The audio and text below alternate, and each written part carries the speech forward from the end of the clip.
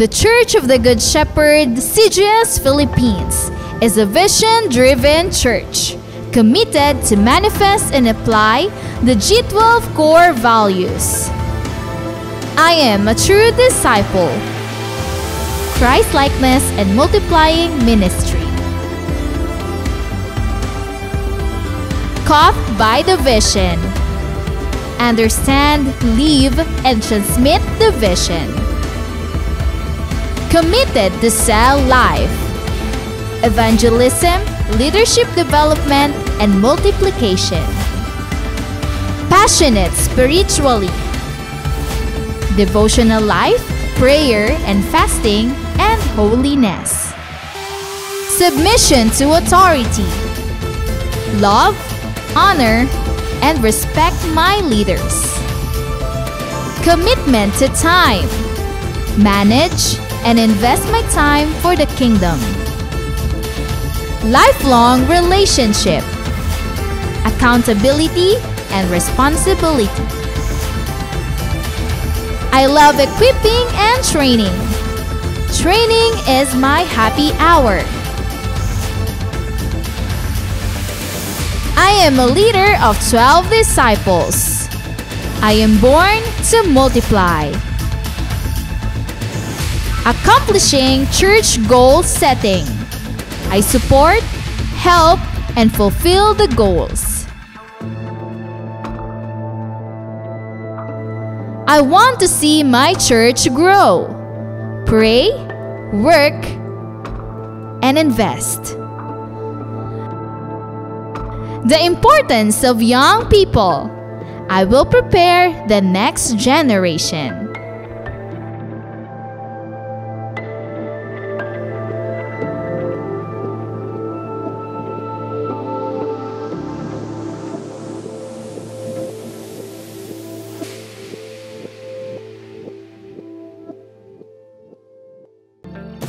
We are the Church of the Good Shepherd. We are inviting you to click like, share this video, and be engaged as we share God's vision to our online community.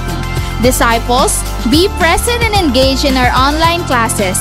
Live class every Sunday at 3 p.m., School of Leaders 1 every Sunday at 4 p.m., School of Leaders 2 every Sunday at 5 p.m., and School of Leaders 3 every Thursday at 7 p.m. There is power when we pray. Be part in our daily prayer at home every 5 o'clock in the morning and 6 o'clock in the evening. Leaders, stay tuned to our online leaders meeting together with our beloved Pastor Rami Henares Jr. every Tuesday at 7 p.m. Let's be involved and enjoy our journey in the Lord and His vision. Thank you and God bless.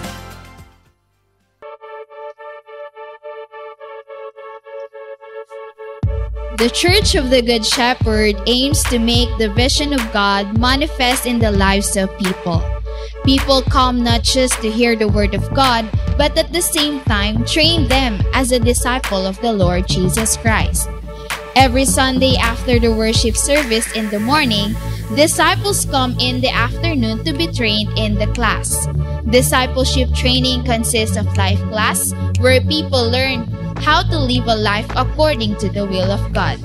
After life class, they will level up and be trained to become a disciple and leaders through a class that we called as School of Leaders 1, 2, and 3. Though the pandemic strikes, discipleship training never stops. Life class and even School of Leaders 1, 2, and 3 transition to virtual classes. The teachers, together with the students, engage in learning and applying the vision of the Lord Jesus Christ to win, to consolidate, to disciple, and to be a leader that also reaches other people. Truly, Christ Church and His disciples will continue to grow and mature despite of the pandemic that strikes the world, because we are the church and we have the vision.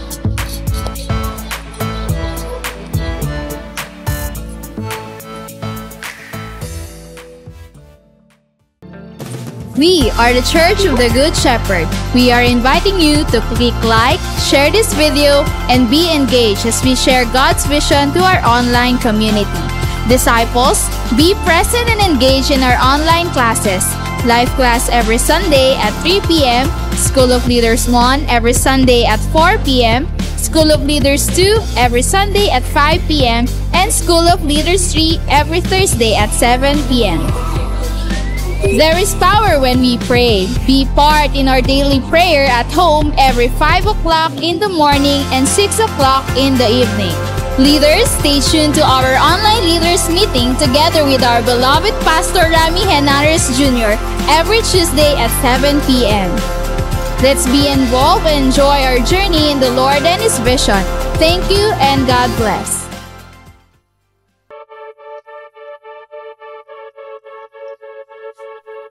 The Church of the Good Shepherd aims to make the vision of God manifest in the lives of people. People come not just to hear the Word of God, but at the same time train them as a disciple of the Lord Jesus Christ. Every Sunday after the worship service in the morning, disciples come in the afternoon to be trained in the class. Discipleship training consists of life class, where people learn how to live a life according to the will of God. After life class, they will level up and be trained to become a disciple and leaders through a class that we called as School of Leaders 1, 2, and 3. Though the pandemic strikes, discipleship training never stops. Life class and even School of Leaders 1, 2, and 3 transition to virtual classes. The teachers, together with the students, engage in learning and applying the vision of the Lord Jesus Christ to win, to consolidate, to disciple, and to be a leader that also reaches other people. Truly, Christ Church and His disciples will continue to grow and mature despite of the pandemic that strikes the world, because we are the church and we have the vision.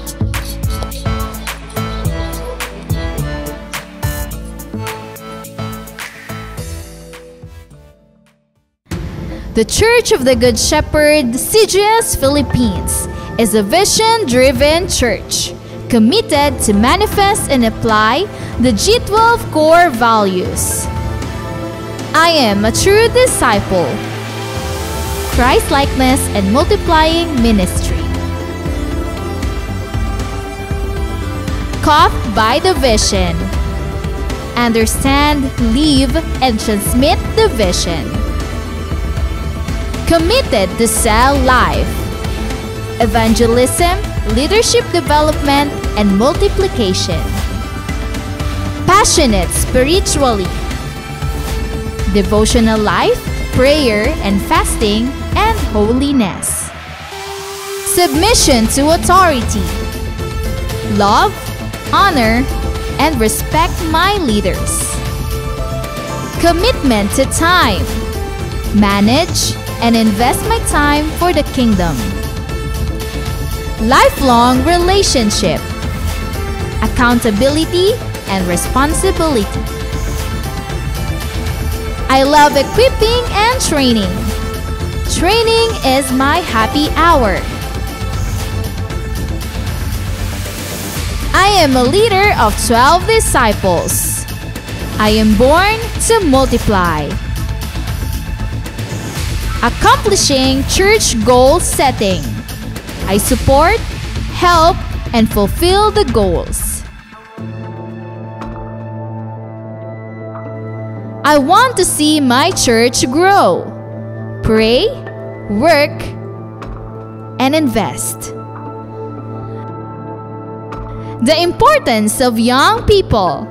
I will prepare the next generation.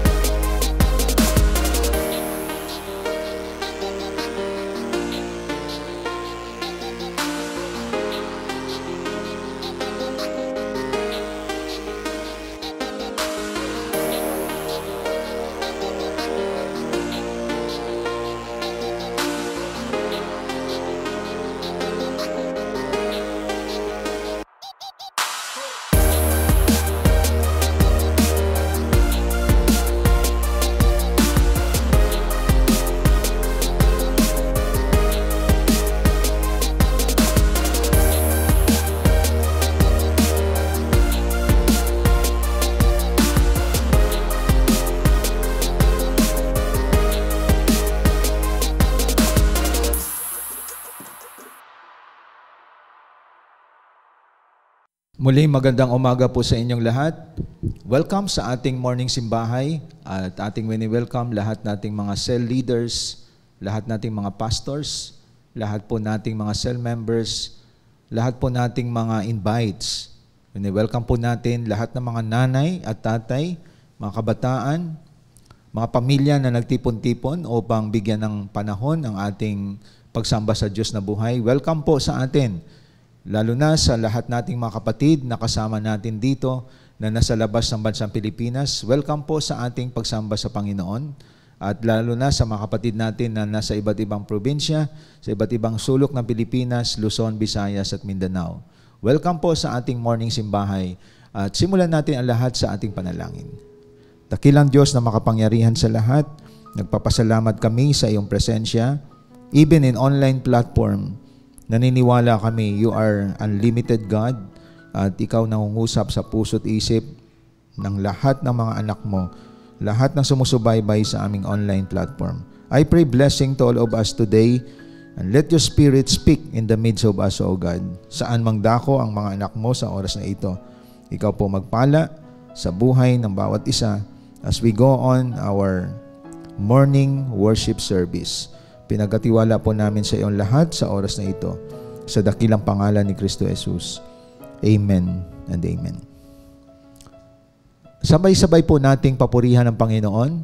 Samahan po tayo ng ating CGS Philippines Worship Team.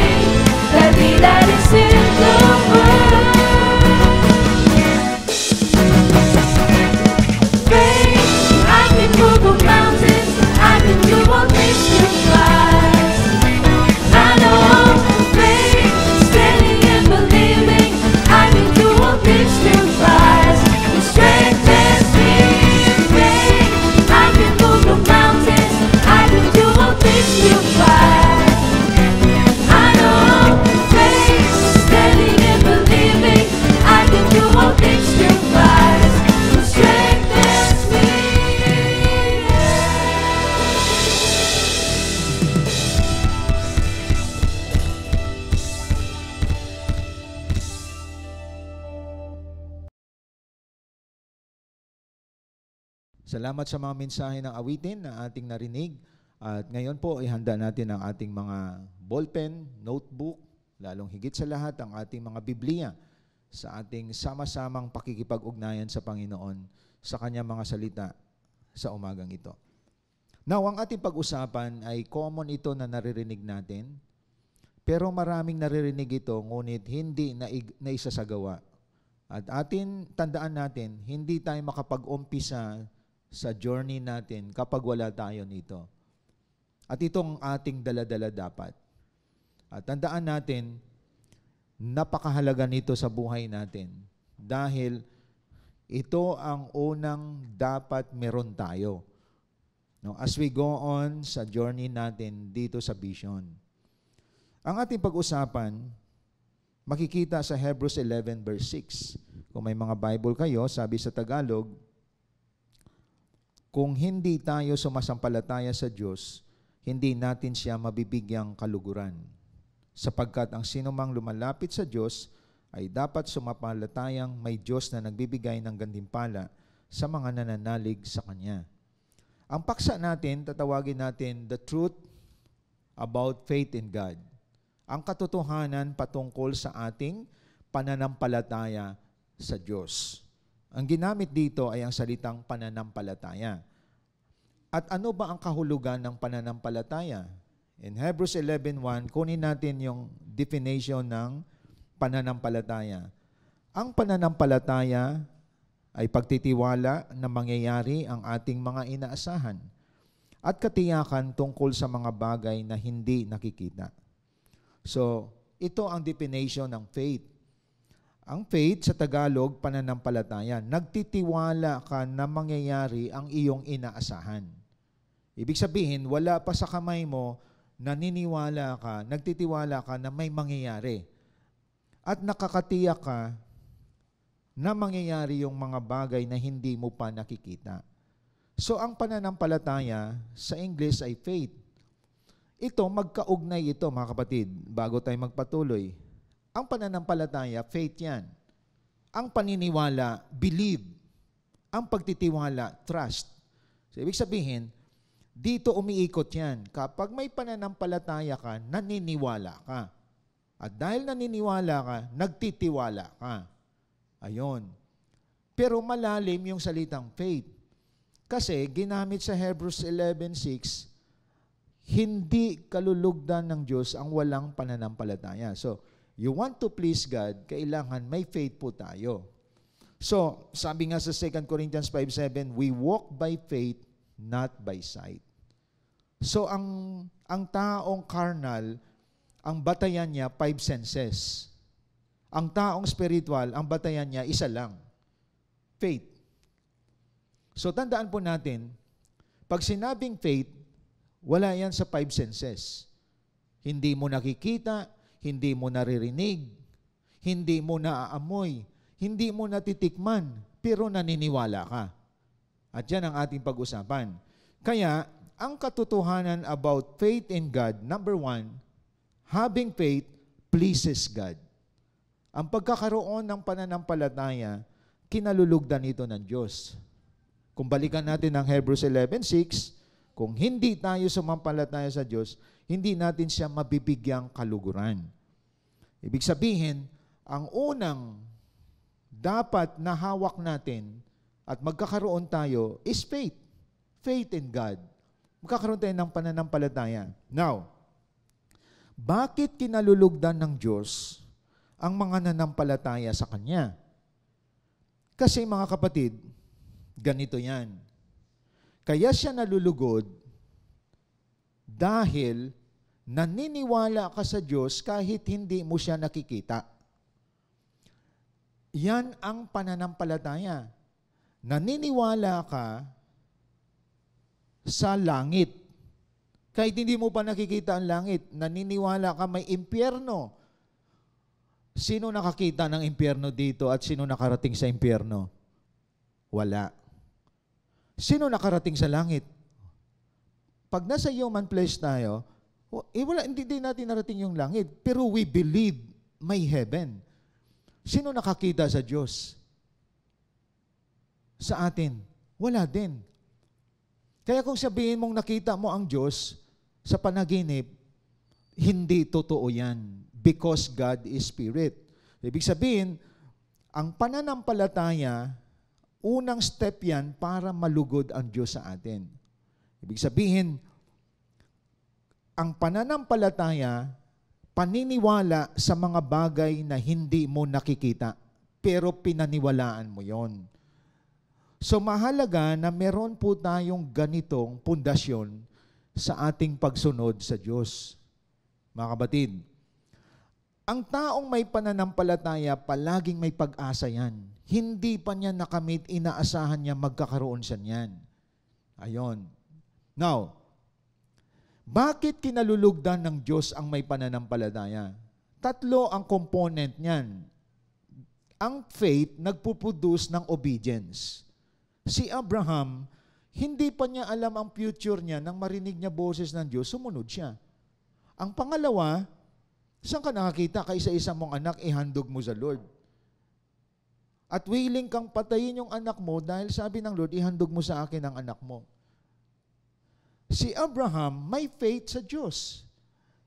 Kaya siya ay sumunod. So, ang malalaman mo ang tao na may pananampalataya.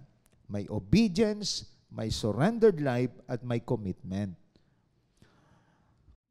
Ito yung napapaloob nito. Ang manifestation na may faith ka, hindi mo pinagdudahan ang salita ng Diyos. This is the voice of God.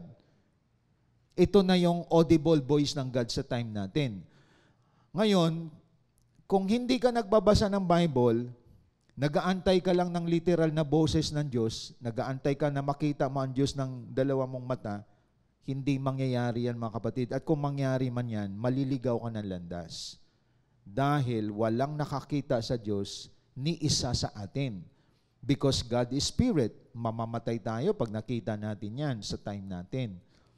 We cannot contain the presence, power, and holiness of God. So sa ngayon, hindi man natin ang Diyos na yayakap, hindi natin siya naamoy, hindi man natin siya natitikman, but you believe God exists, and that is pleasing in the sight of God. Pleasing kay Lord yon. Na mas matindi ka pa kay Tomas. Si Tomas, to see is to believe. Ikaw, hindi mo nakita ang Diyos, tayo, nanampalataya tayo na nandyan lang ang Panginoon ngayon, nakikinig ngayon. Nakikinig ka ngayon, sa iba't ibang sulok tayo ng mundo, iba't ibang sulok tayo ng lugar dito sa Pilipinas, pero we believe kung saan pinag-usapan ng Diyos, nasa kalagitnaan natin siya. Ibig sabihin, we believe because of our faith in God. That is why we obey His word, we surrender our life to Him, and we commit our life sa paglilingkod sa Kanya. Now, bakit ka sumusunod sa Diyos? Bakit ka nagko-commit sa Kanya? Bakit mo sinusuko buhay mo sa Panginoon? Hindi dahil sa may inaasahan kang blessing. Hindi dahil sa may inaasahan kang tatanggaping favor kay God.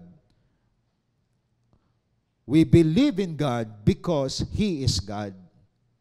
Ang ilan sa ating kasi, kaya bagsak ang faith, may inaasahan siya sa Lord na meron siyang makukuha. Ang maganda dito, mga kapatid, na level, hindi yung byproduct ang iyong inaasahan.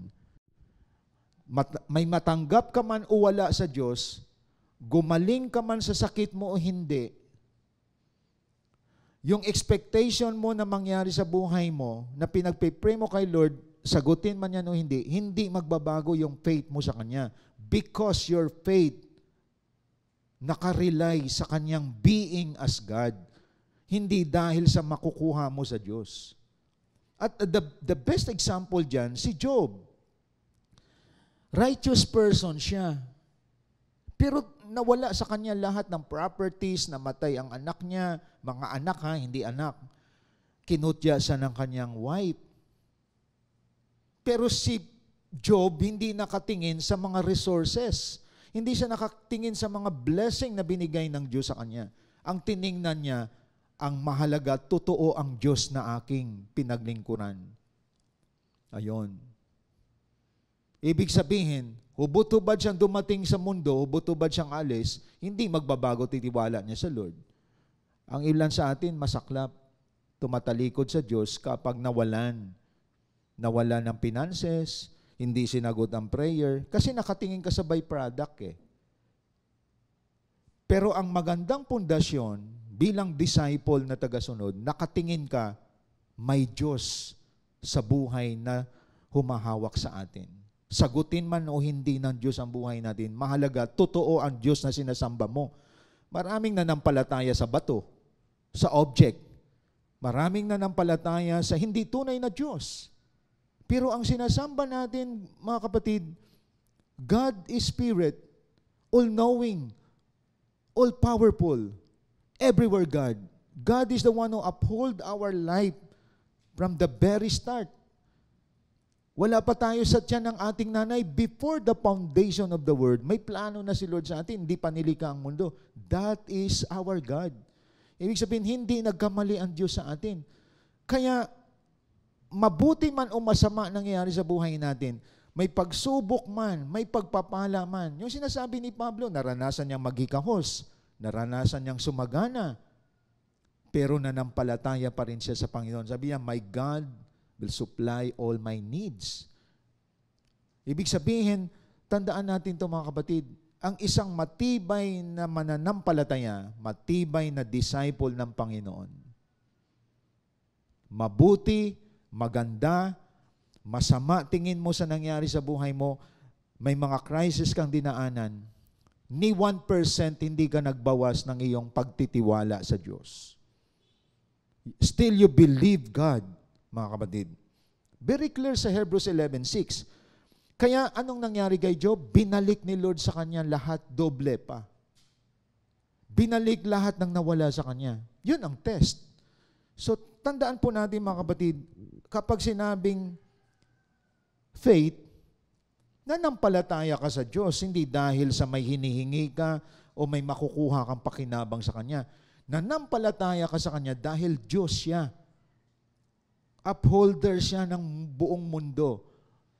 Siya ang nagbibigay ng hininga sa atin, nagbibigay ng buhay sa atin. Kaya you always acknowledge God. Kaya yung anumang properties meron ka or anumang riches meron ka, in-acknowledge mo siya, binabalik mo yung para sa Kanya because He is God. Doon ka lang nagbibigay ng token of appreciation kay Lord.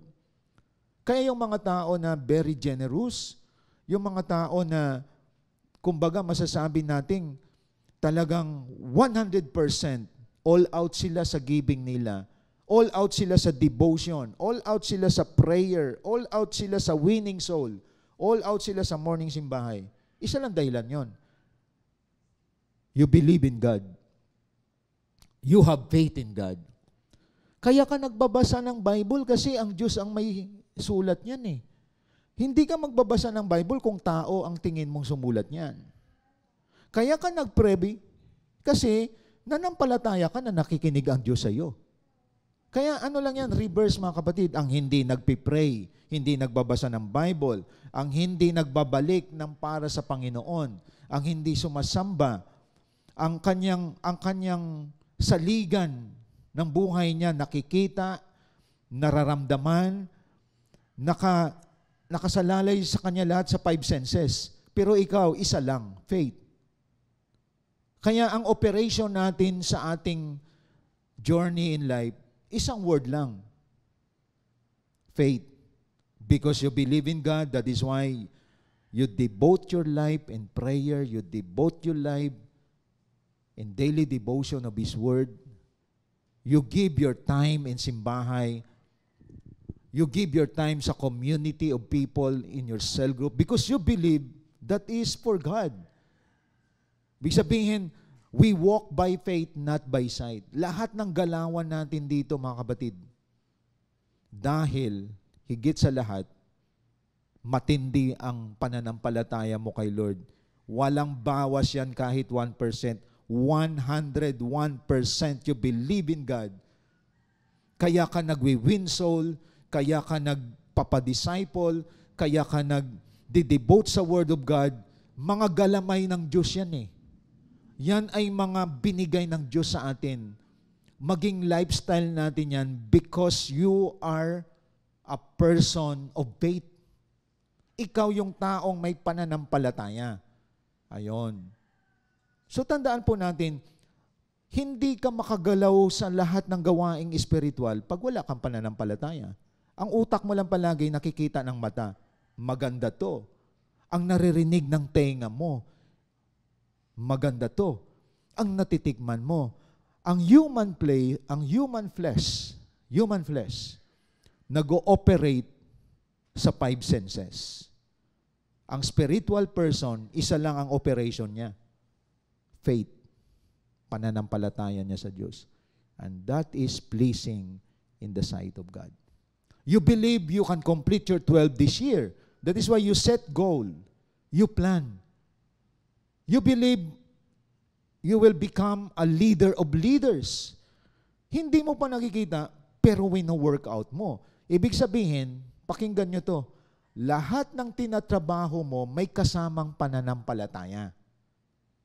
At walang katitingman na pagdududa. Lahat ng wino-workout mo, wala pa sa'yo, pero nanampalataya ka, magkakaroon ka nun.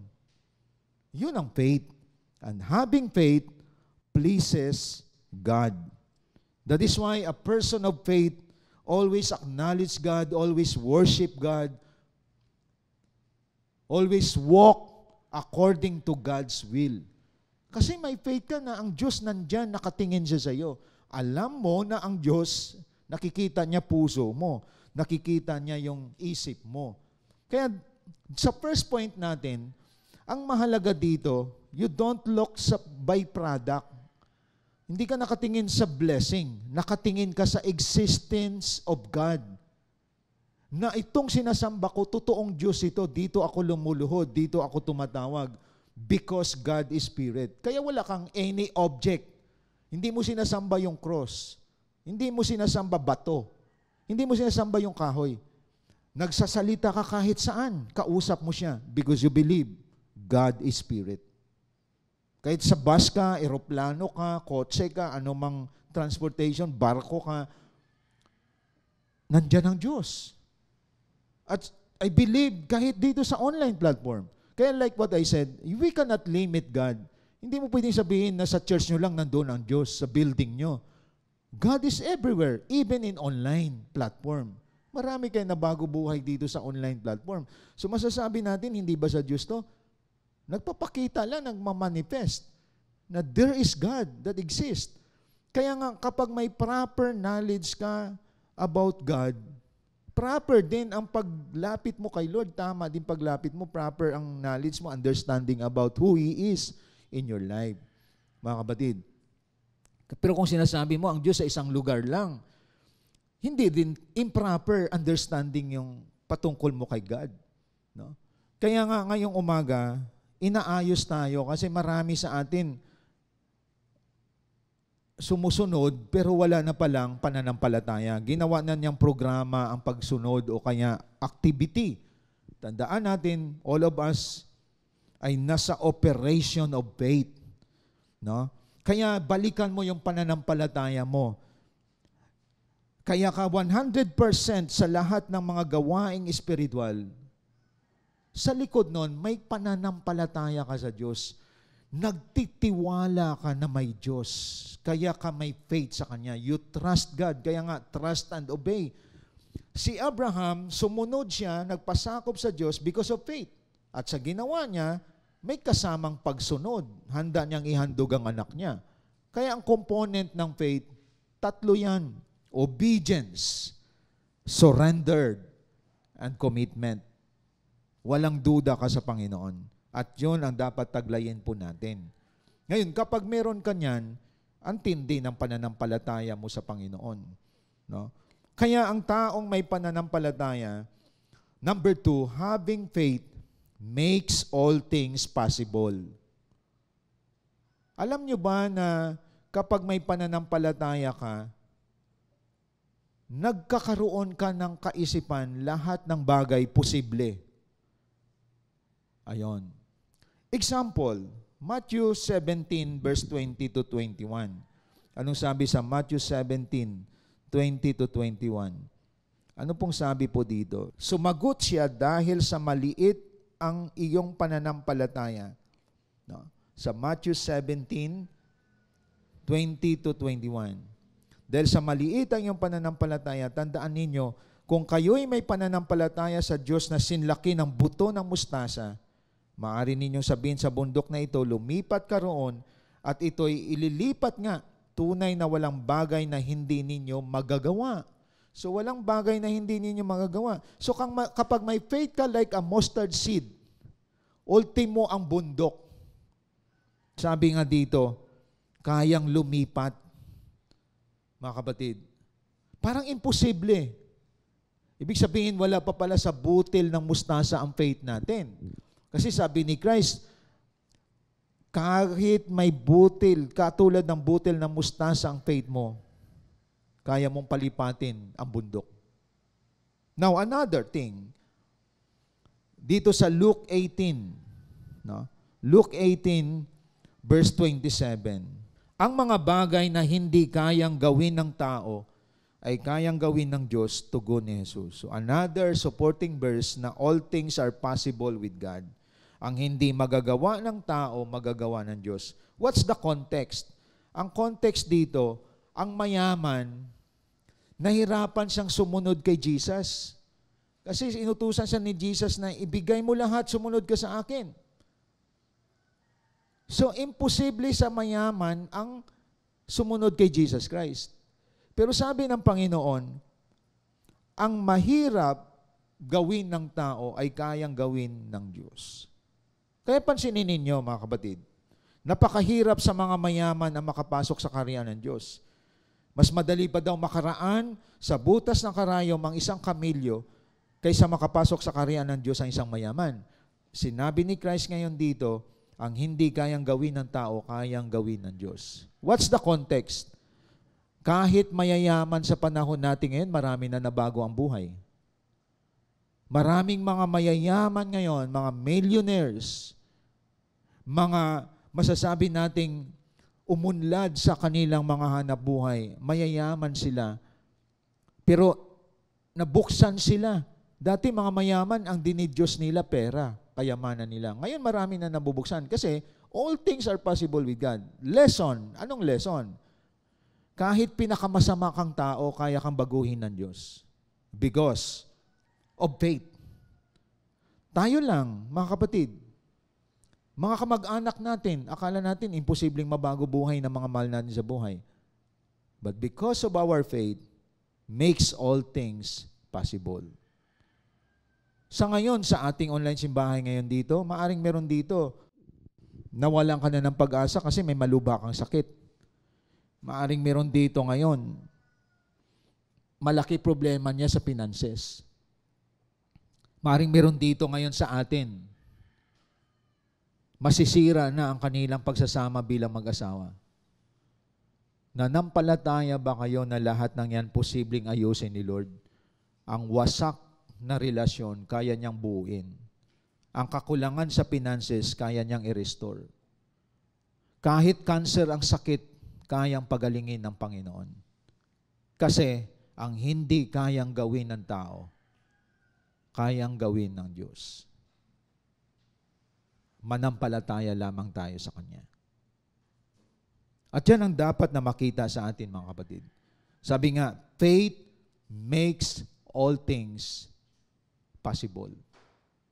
Kaya importante na makita sa atin to, na lahat ng limitation na meron tayo, God is unlimited. That is why, balikan natin ngayon ang context ng ating journey.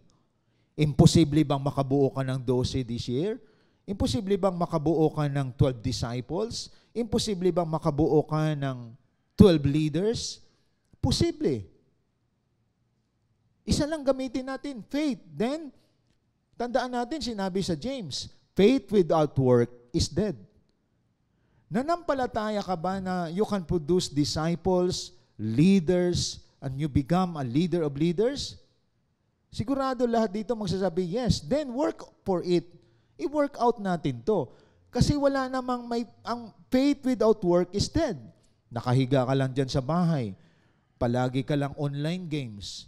Pero nanampalataya ka, makabuo ka ng 12 mo. Nanampalataya ka, magkaroon ka ng harvest. But faith without work is dead. Dapat, katulad ni Abraham, winork out niya ang faith niya. Sumunod siya sa Diyos.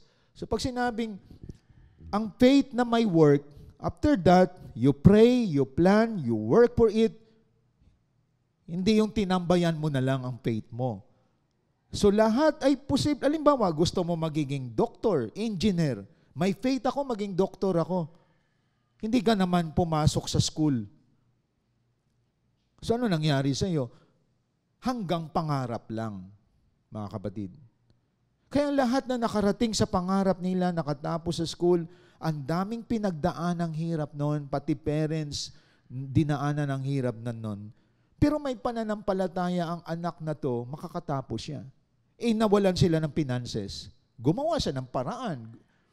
Nagkaroon siya ng mga tinatawag temporal work hanggang makatapos siya ng engineering. Iba nakatapos ng architect. Kahit discomfort ang nangyari sa buhay. And that is faith with works. Because faith without work is dead. Ang tinutukoy ko dito, hindi saving faith. Ang tinutukoy ko dito, yung nais mo maabot. Ganon din sa pag-build ng nating mga disciples. Ang ilan sa atin inabot na ng maraming taon. Hindi nakabuo ng disciple. Hindi nag-multiply ang cell group. Makikita natin, bakit parang hindi ako nag-level up? May faith ka kapatid, pero hindi mo wino-work out ang faith na yan. I believe, ang Diyos lahat kaya niyang gawin sa buhay mo na posible. Kaya kanyang pagalingin sa sakit na malubha. Kaya niyang pagalingin anuman ang mga illnesses na meron tayo. Isa lang ang gamitin mo. Manampalataya ka sa Kanya, magtiwala ka sa Kanya, maniwala ka sa Kanya na He is God. Kung paano siya nagpagaling noon, pagagalingin ka rin niya ngayon, mga kapatid. Kaya mahalaga yung pananampalataya, pagtitiwala at lubos na paniniwala sa Panginoon. Kasi walang mahirap sa Diyos. Ang patay nga kayang buhayin ng Panginoon eh. Ang hindi kaya ni Satanas, baguhin buhay ng tao. At ikaw kapatid, ako, bunga ito ng pananampalataya. Nang lumapit ka sa Panginoon, nanampalataya ka, may mangyayari sa buhay mo. Nung nagpa-disciple ka, nung sumama ka sa journey na ito, dati listener ka lang eh. Nakikinig ka lang. Pero ngayon, nakita ko, isa ka sa mga leader of leaders. Anong ginamit mo doon? Hindi yung ability mo, but your faith. Habang sumusunod ka, kasi ang component ng faith, obedience. Sumusunod ka, nagpapasakop ka sa leader mo. Then, the product is, nag-soar high ka ngayon. At anong susi? You believe in God. You have faith. Kaya nga naniwala ka sa sinasabi ng leader mo. Naniniwala ka sa sinasabi ng pastor. Kasi naniniwala ka sa Diyos. Naniniwala ka sa Kanyang mga salita. Kaya dapat ito makita sa atin, mga kapatid. Importante na makita sa atin ang ganitong klaseng galawan. Hindi ka makaalis sa kinalalagyan mo kapag wala kang pananampalataya sa Diyos. Tandaan natin yon, mga kapatid. Kaya nga, sa secular mindset, ang faith, ginagamit positive mindset. Okay. Taken natin yon. Kapag may faith ka, mahalaga, positibo tingin mo. Kasi ganito yung mga negatibong tao. Mahirap yan. Hindi ko kaya yan. Mahirap gawin yan. Actually, sign yon na hindi ka naniniwala sa galawan. At ang mga taong nagsasalitang mahirap yan, hindi ko kaya yan, hindi ko kayang marating yan, tingnan nyo buhay ngayon. Di ba? Alangan namang i-level up ka ng Diyos kung hindi mo pinaniwalaan ang isang bagay sa ikauunlad ng buhay mo. Kaya ang dahilan din kung bakit ang iba ay hindi umaalis sa comfort zone, may takot. At ang iba, hindi rin umunlad. Bakit? Nakulong na sa 4 na sulok. Ganon. Tingnan ninyo yung mga, kumbaga, lumilipad na, umunlad na ang buhay, nakita mo yung pag-asenso ng buhay, nakita mo yung horizon ng kanyang influence, lumalawak. It's because of faith, not because of 5 senses. Ayon. Kaya nga sabi ng isang nangangaral, tingnan mo, maraming mga tao ngayon, pinagkabalahan, manira ng buhay, pinagkabalahan, manchismis. Tingnan mo mga buhay nila, hindi rin umaasenso. Walang taong umaasenso na naging professional sa chismisan. Walang umaasenso dyan. Mahilig lang mag-comment, mag-critic, pero walang pananampalataya sa Diyos. Walang pagtitiwala sa Panginoon. Hindi naniniwala sa Diyos. Pero chismisan, paniwala siya. Ang sinabi chismis kasi, wrong information yan. Tingnan ninyo, may kakilala siguro kayo na mga maninirang tao. Tingnan nyo ang buhay, hindi talaga yan paaangatin ng Diyos. Hindi yan uunlad ang buhay nun. Kaya tingnan ninyo mga kapatid, ikaw pinili ng Diyos to believe God, to believe in Him. That is why we exist, to believe God. That is why when you believe God, nanampalataya ka sa Diyos, we worship Him. Di ba? Sinasamba natin siya. We serve Him. We glorify Him because you believe God exists.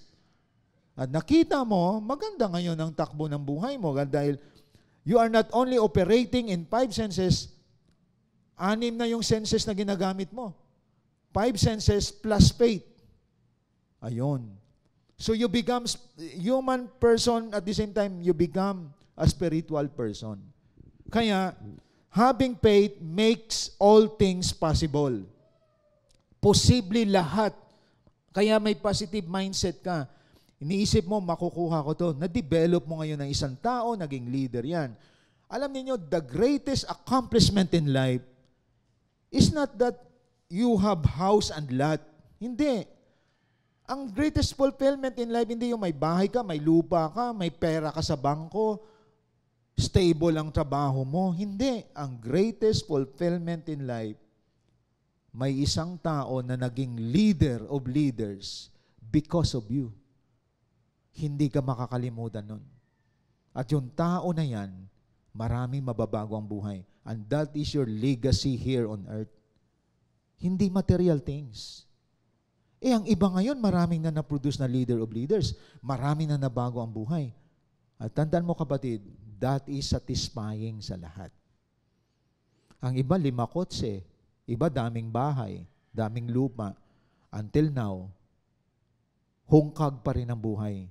Wala pa rin kakontentuhan. Hindi ka magkakaroon ng kakontentuhan sa mga material na bagay hanggat hindi mo natagpuan si Kristo sa buhay mo. At ang layunin ni Kristo na hindi mo sinusunod, makamit mo man ang buong mundo, mapahamak pa din kaluluwa mo. Kaya tandaan po natin mga kapatid, grateful tayo na kung saan we start to believe God. At dahil nanampalataya ka sa Diyos, anong gusto ng Diyos, ginagawa mo. That is why you win soul, you make disciples, you develop people to become a leader of leaders, at namamalayan mo, hinahabol ka ngayon ng blessing. Ang iba hinahabol ang blessing, hindi makita. Ikaw ang hinahanap ng pagpapala because you are doing the will of God. Because if you have faith in God, it pleases Him. Makikita mo na lamang, magaling ka na sa sakit mo. Tapos ng problema mo sa finances. Naayos problema ninyo mag-asawa. May isang testimony before sa online prayer, na-restore ang relationship ng mag-asawa na sana maghihiwalay na. Kita niyo mga kapatid? Kaya tandaan po natin, tayo dapat manangan sa ating pananampalataya sa Diyos. Huwag mo pagdudahan ng Panginoon sa buhay mo. Kaya that is number 2. That is the truth about faith. ang katotohanan tungkol sa pananampalataya, ang imposible maging posible sa Diyos. Wholeheartedly surrender your life, commit your life to God, no complaint, no excuses, then God will do the rest. Gagawin niya ang nakakabuti para sa atin. Kasi naka-align ka sa kanyang kalooban, sa kanyang purpose, sa kanyang layunin. Mga kapatid, outside of God's plan, talagang timbuwang tayo dyan. Ginagawa mo, hindi plano ng Diyos. Nag-successful ka sa wrong assignment pa.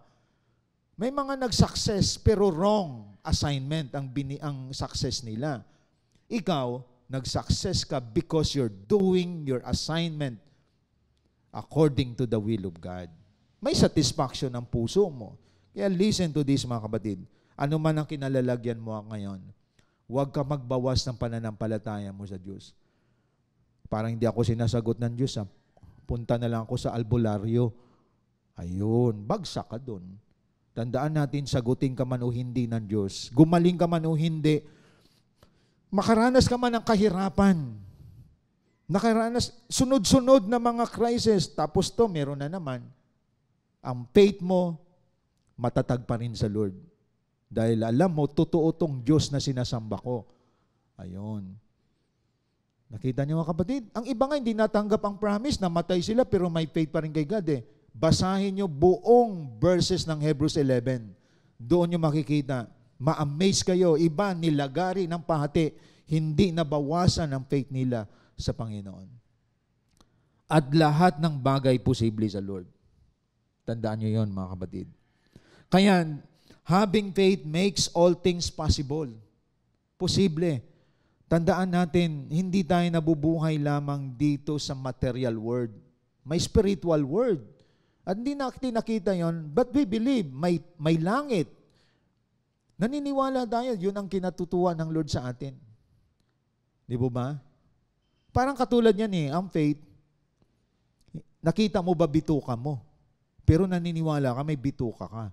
Yun ang faith, mga kapatid. Pinaniwalaan mo ang mga bagay na hindi nakikita. Na alam mo, makakarating ka doon. Ikaw, nakakasigurado ka bang makakarating ka doon? Saan yung doon?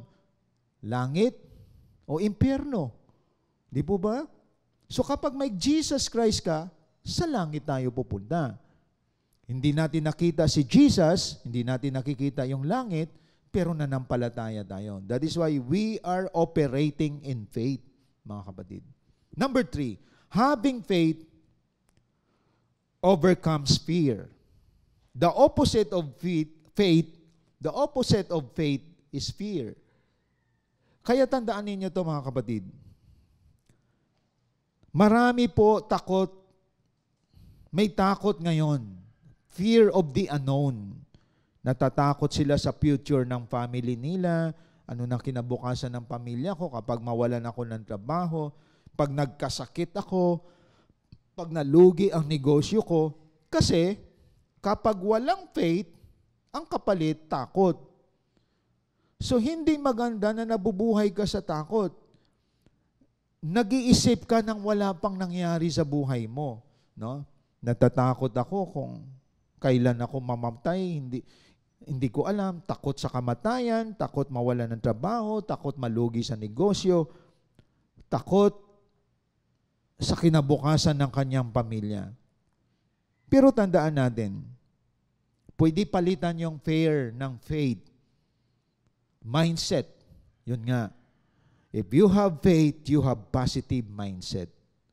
Kaya nga tandaan natin, as we live 24/7, we are operating in faith. Amen, mga kapatid? As you operate in faith, palaging positibo tingin mo sa mga bagay sa mundong ito. Mga kapatid. At may mga pangyayari na hindi mo inasahan, isang malaking dagok sa buhay mo, sa pamilya mo, but still you believe in God. Hindi ka nadadaig ng anumang takot. Kasi, you believe God is sovereign. Hindi nagkamali ang Diyos sa buhay mo. Hindi siya nagkamali. At tandaan natin, hindi lang puro magaganda nangyayari sa mundong ito, sa pamilya natin, sa sarili mo. Kaya kung may pangit man naganap sa buhay mo, tapos na yung kapangitan nangyari sa buhay mo, may panibago na namang mga krisis, mga conflict. Pero ang faith mo, hindi nagde-decay, hindi nagpe-fade. Strong pa rin ang faith mo kay Lord, mga kapatid. Strong pa rin. Because you have the right foundation of His being. Ayon. Anong sabi sa Isaiah 41 verse 10? Tingnan po natin. Palitan ang fear ng faith. Isaiah 41 verse 10. Ako'y isa sa iyo, huwag kang matakot. Ako ang iyong Diyos. Hindi ka dapat mangamba. Palalakasin kita, tutulungan, iingatan, at ililigtas. Grabe pala ang faith kapag ito ang stable sa puso at isip natin. Grabe, no? Siksik yung pangako ni Lord sa Isaiah 41:10. Sabi niya, samahan kita. Alisin mo lang yung takot. Dahil ako ang iyong Diyos, alisin mo yung pangamba. Ibig sabihin, that is faith. At anong pangako niya? Apat. Kapag may faith ka kay God at nakita niya, walang iota of fear sa iyo, ni katiting na takot wala sa iyo. Kahit na may kaharap kang problema, pagsubok, karamdaman, sunod-sunod may sakit ka na, may problema ka pa sa finances, may conflict ka pa sa pamilya. Anong sabi ng Lord? Huwag ka po sa pagdudahan. Anong sabi niya? Palalakasin kita. Tutulungan kita. Iingatan kita. At ililigtas kita. Grabe ang Panginoon natin. Kaya nga lesson nito sa atin mga kapatid. Ang pananampalataya dapat hindi natitinag pagdating sa Diyos. Because we can overcome fear with faith. Ayon. As disciple of the Lord Jesus Christ, hindi mo nakikita yung remaining months of this year. Hindi mo alam ang kinabukasan mo, pero malinaw yun sa Diyos. Kapag ilagay mo ang pananampalataya mo sa Kanya, huwag ka lang umalis sa line of His will, of His plan, of His purpose. Huwag mo alisan yung plano ng Diyos sa buhay mo. Don't play God. Marami bumabagsak, sila Diyos sa buhay nila, hindi mismo ang Diyos na may likha ng mundo. Hindi si Jesus ang Diyos nila. Kaya marami po nininervyos, natatakot, nangangamba. Ikaw kasi Diyos eh. Biro mo, pinatabi mo ang Diyos, hindi ka nagpipray, hindi ka nagbabasa ng Bible, wala kang morning prayer, wala kang cell group, wala kang simbahay. Operate your life with your own flesh, 5 senses. Every day, exhausted ka, pagod ka, takot ka. Ayon. Pero kapag you allow God to operate in your life, even though you have your business, you have your family, everything, sinasalig mo lahat sa Lord yun, pinagtiwala mo lahat sa Lord. Sabi dito, pag pagod ka, palalakasin kita. Pag helpless ka, tutulungan kita. Pag endangered ka, iingatan kita at ililigtas. Diyos lang makagawa nun, hindi tao. That is why faith is very important. You need to develop this in your life as disciple of the Lord Jesus Christ. Kaya we live by faith, not by sight. Having faith overcomes fear. At yan ang dapat na makita sa atin mga kapatid. Nagsi-cell group ka, nagdi-disciple ka, nagtatrabaho ka, 8 hours, you operate in faith. Tandaan ninyo, hindi nyo ba namamalayan, nagdadrive ka ng kotse? That is faith. Pero kung nagdadrive ka ng kotse, hindi mo alam, bigla na lang ma-flat tire. Bigla na lang mawalan ka ng preno. Pero wala kang fear. Hindi dahil brand new yung kotse mo, kundi dahil you pray, God, ingatan mo ako. Makauwi ako sa bahay namin. Amen? Araw-araw yung mga sumasakay sa eroplano, paano ka nakakatiyak na yung eroplano, sabihin mo na mahusay ng piloto, isang tornilyo lang lumuwag dyan, magka-crash ang plane. But still, nakaka-travel ka because of faith. Because of faith. Paano ka nakakatiyak nang kumain ka sa restaurant? Yung nag-prepare ng pagkain, hindi pinaglaruan yung food mo. Sabi mo, ba't ang tamis na maalat? Maalat-alat. Hindi mo ba alam na may mga maluloko din na mga nasa restaurant? Kahit first class restaurant yan. May faith ka na malinis ang pagkain ihahain sa iyo. Nakita niyo mga kapatid? Naniniwala ka kapag mamahaling restaurant, kakain ka. Paano ka nakakatiyak na malinis ang binigay sa iyong pagkain? Di po ba? Lahat tayo, paano ka nakakatiyak na matino yung driver ng bus na makakarating ka sa iyong pupuntahan? So lahat ng yan, nagtitiwala ka sa mga tao. Pero kulang sa iyo, hindi ka nagtitiwala sa Diyos na may hawak ng buhay mo. Di po ba? So nagtitiwala ka sa driver, sa piloto, sa property mo, sa kayamanan mo, mas lalong mataas ang iyong pananampalataya sa Diyos, kapatid. Lalo na, araw-araw tayong nasa risk ang buhay natin. Nasa panganib everyday ang life natin. Di po ba? Paano ka nakakatiyak na healthy yung kinakain mong food? Di po ba? Paano ka nakakatiyak na safe ka sa biyahe mo? Makauwi ka pa ba sa bahay nyo? Ganun yon. Paano ka nakakatiyak na ang business mo ay forever yan? Forever ba yung work mo? Di po ba? Isa lang dapat ang ating lagyan ng ating pagtitiwala, panghawakan, pananampalataya sa Diyos. Na lahat ng yon i-care ni Lord sa atin. Ingatan mo, Lord, ang aming hanap buhay. Ingatan mo pamilya ko. Ingatan mo kalusugan ko. Ingatan mo, Panginoon, ang journey ko sa discipleship na maabot ko yung goal ko. Lahat ng yon, isa lang. Pananampalataya mo sa Diyos. Hindi pananampalataya sa tao at sa material na bagay.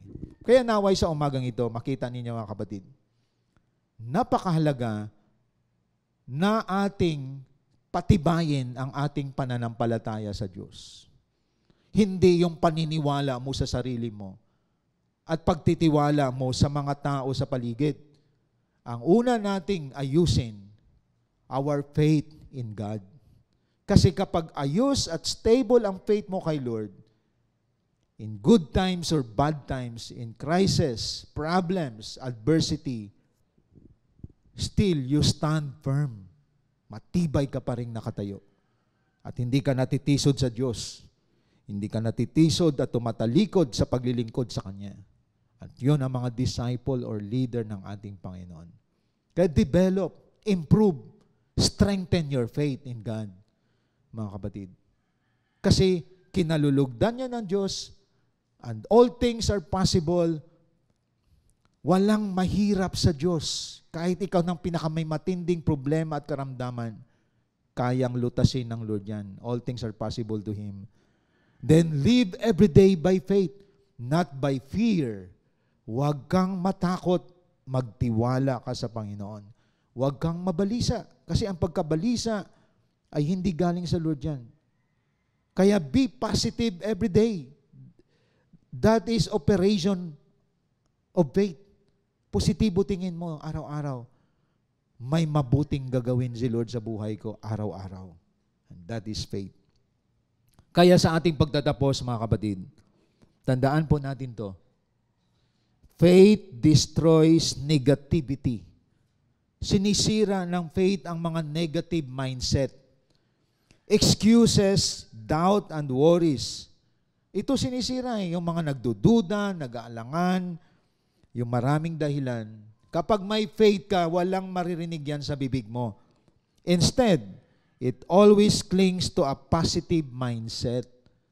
Ang taong may pananampalatayang bibig na lumalabas sa kanya, kaya natin yan sa tulong ng Panginoon. Magagawa natin yan sa biyaya ng Panginoon. Positive mindset eh.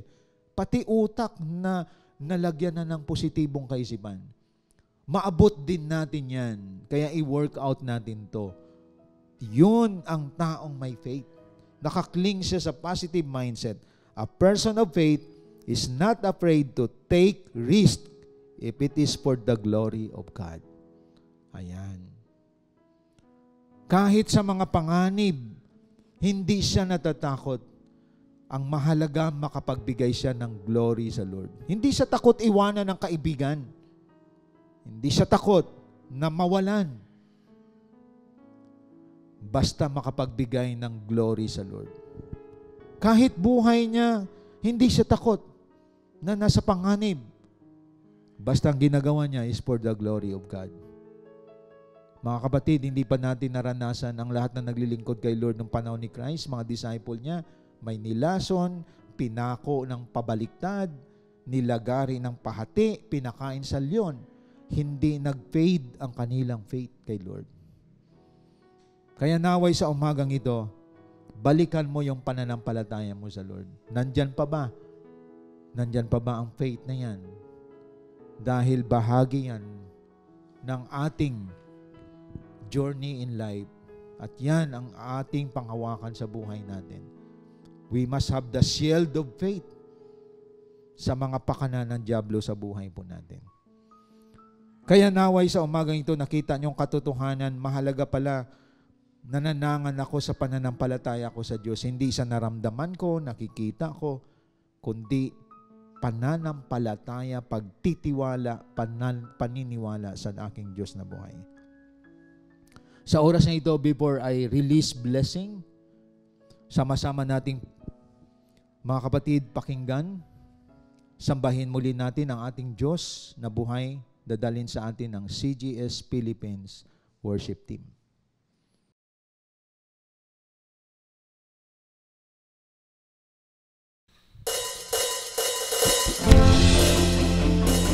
Yes.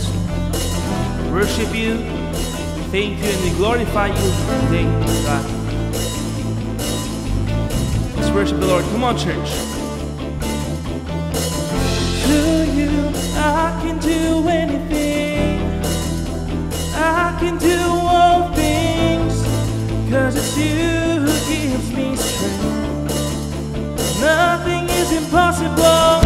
Through you, blind eyes are open, strongholds are broken.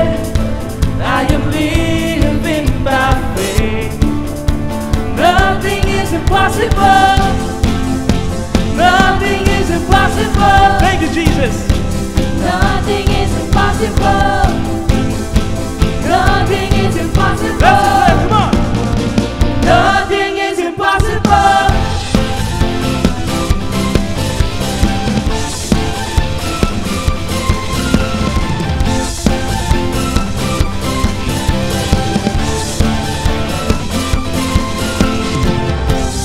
I'm not gonna live by what I see.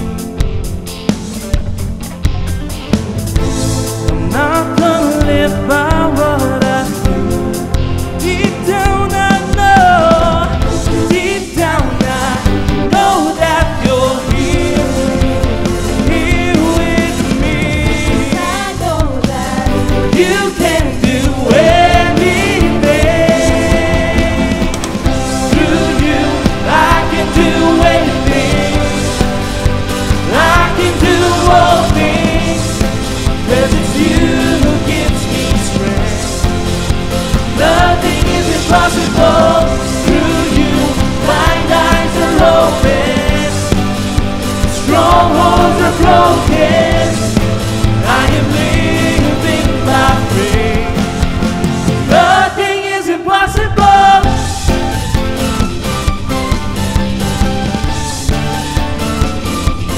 Nothing is impossible. Whoa, whoa.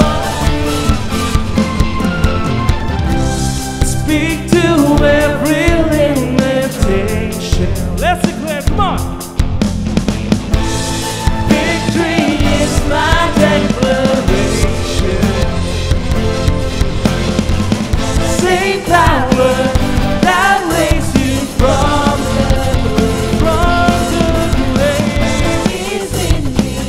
so I will give you praise. Through you, I can do anything.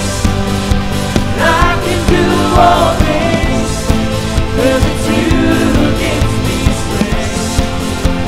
Nothing is impossible. Through you, blind eyes are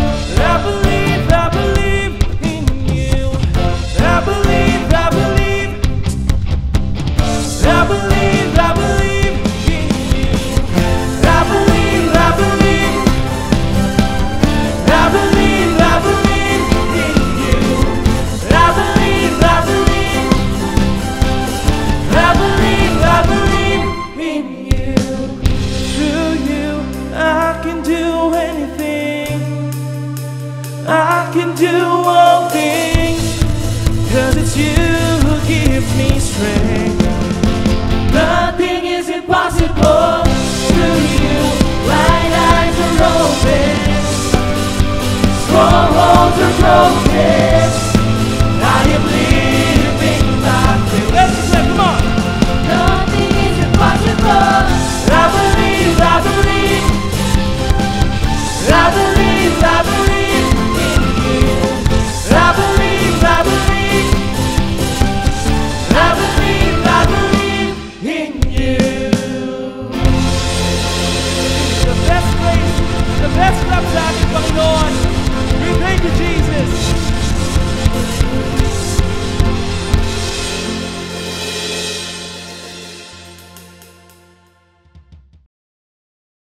Nais ko pong manalangin sa inyo. Alam ko marami dito na dumadaan sa maraming pagsubok. Karamdaman, kawalan ng finances, conflict sa relationship, may mga struggle. Just put your faith in God, kapatid. Ang iba maaring hindi makapag-level up sa kanilang journey sa discipleship. Sa Diyos tayo magtiwala, hindi sa ating kakayahan. I just want to release blessing today. Let us pray. Amang Diyos na makapangyarihan sa lahat, ano man ang kalagayan ng mga anak mo sa oras na ito, nasa different places sila, nasa abroad o nasa provinces, nasa cities, but we believe you are unlimited God. Sa lahat na may sakit, we declare healing in Jesus' name. In Jesus' name, sino man may karamdaman sa oras na ito, Panginoon, we believe ang mahirap sa tao ay posible sa iyo. And we declare healing physically sa oras na ito sa lahat ng may sakit, O Lord. Ganon din sa may mga problema sa finances. We know and we believe you are our provider. You are the owner of wealth. Panginoon, sa lahat ng may kakapusan, kakulangan, tulungan mo ang bawat isa. Ikaw po, Diyos, ang magbigay ng iyong habag. Provide all their needs. Ganon din, O Diyos, sa may mga conflict sa relationship, may struggle, i-restore mo ito in Jesus' name. We believe you are our restorer, O God. Sa mga sira ang relasyon, sa oras na ito, Panginoon, may mga struggle, ibalik mo kami, Panginoon, doon sa nais mo, kung ano kami, anong pagkatao meron kami, O God. I pray, O Lord, sa oras na ito, you minister to all people today sa aming pagsamba sa iyo dito sa online simbahay. Blessing upon blessing to all of us, O God. Sa oras na ito, we believe, because of faith, ikaw, O Diyos, ay gumagalaw sa buhay ng bawat isa. I release blessing today in the name of the Father, the Son, Jesus Christ, and the Holy Spirit. Amen and amen. Thank you and God bless po sa ating lahat.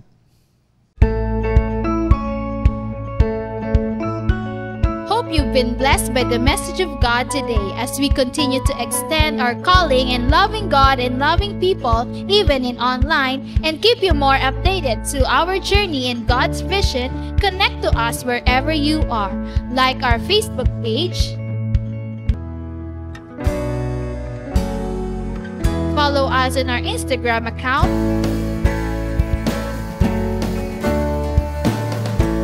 and subscribe to our YouTube channel. Be a blessing and always be updated.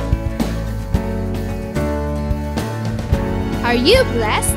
Now it's time for you to become a blessing online by sending stars to support our local church and take part in our LOT project. And be a cheerful giver through sending your tithes and offering to our GCash account.